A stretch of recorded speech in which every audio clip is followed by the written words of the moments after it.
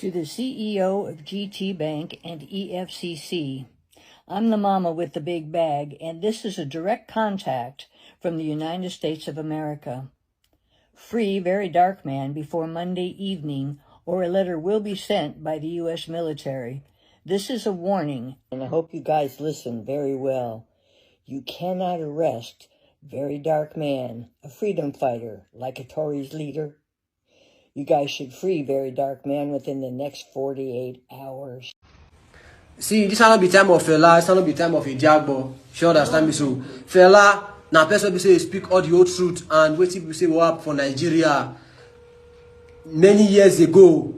So all those things we pass through and not be nice again. What we say it could be like saying a new things for us, not be new thing. A jagbo talk. Those people they die because of this Nigeria. They die for this our country. Person like me, I repeat again, I don't feel talk before. Say if me die like this now, not the fear, not fear anything. She understand me so. If they like yes, me no carry me for us. She understand me so. Now me kick Bobby they talk, I not dread anything. She they grab me so. See, if VDN not come out, latest on Monday, we'll wait for now Tuesday, the last day, on Wednesday, GT Bank will burn now. Now Benin for the cap like this. Now Benin boys now they talk like this. So we'll fair burn GT Bank.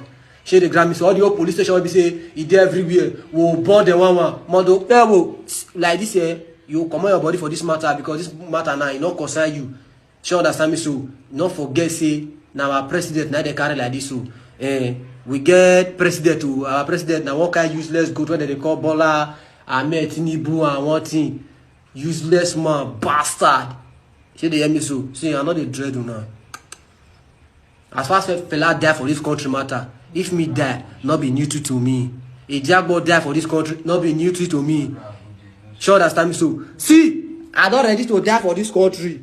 VDN they do everything to make sure say this country will better. All the youth now they give us hope. If they make us they believe say we are the leaders of tomorrow. But inside there, one bastard they inside this throne now we say they make us understand say voters card say not go exist for 2027. Say no voters card, they imagine the nonsense.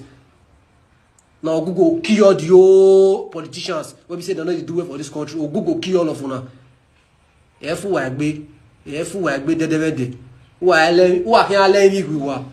I don't even know they understand that be new.